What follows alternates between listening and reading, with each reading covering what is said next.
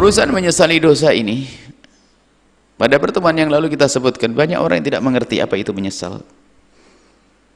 Betul kata Rabi'ah Adawiyah ini. Rabi'ah adalah seorang wanita wali perempuan yang luar biasa hebat, namanya Rabi'ah Al-Adawiyah.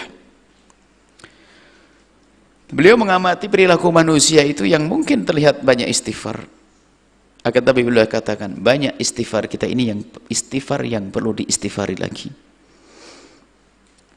Kalau kita minta maaf kepada orang tua kita di saat kita melakukan kesalahan, bagaimana cara kita memohon maaf? Tentunya harus menyadari dulu dong kita. Tidak ada minta maaf aja ya, minta maafnya mutlak begitu. Ya mungkin orang tua masih kesel, ini orang kok tidak pernah merasa bersalah sih. Maka adabnya kalau kita minta maaf kepada orang tua kita, kalau memang kita punya kesalahan pada orang tua secara pribadi, apakah kita pernah mungkin mengambil uangnya atau kita mungkin pernah bukannya melakukan dosa pada orang tua, kita harus menyadari dan meminta maaf kepada orang tua kita, menyebutkan mohon maaf abah, selama ini saya terlihat kurang ajar,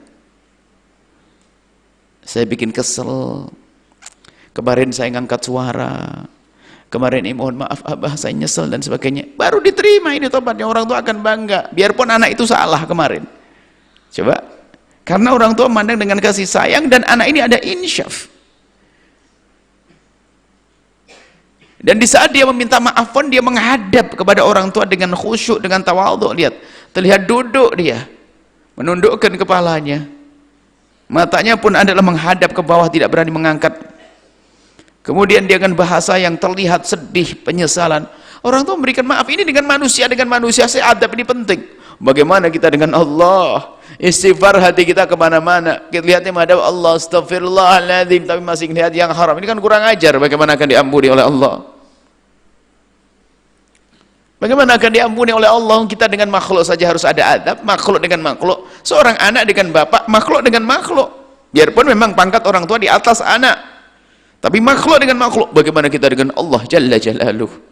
Makanya di saat kita beristighfar pun harus berusaha dengan renungan kita hadirkan fikir kita, hati kita. Kita ingat dosa-dosa kita. Memang tidak harus kita ceritakan kepada manusia. Bahkan tidak boleh kalau itu dosa kepada Allah diceritakan kepada manusia.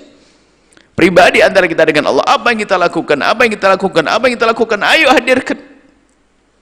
Bahkan siapapun, mungkin ada orang yang pernah berjudi, ada orang yang makan riba, ada orang yang pernah berzina, ada orang yang punya dosa-dosa, pernah meninggalkan sholat. Hadirkan dalam panjatan doa dan permohonan ampun kepada Allah. Ingat, ya Allah, aku pernah meninggalkan sholat tahun itu, ya Allah, kami belum mengerti saat itu, ya Allah, ya Allah, kalau seandainya kau cabut nyawa kami sebelum ini, ya Allah, niscaya kami akan sangat merugi, ya Allah, maka ampuni dosa kami yang itu, ya Allah, ya Allah. Terus baca itu dosa, perjalanan kita dosa, kita tanamkan kebencian kepada dosa tersebut. Ya Allah, aku pernah kepleset dalam zina, ya Allah, aku pernah minuman keras, ya Allah, riba.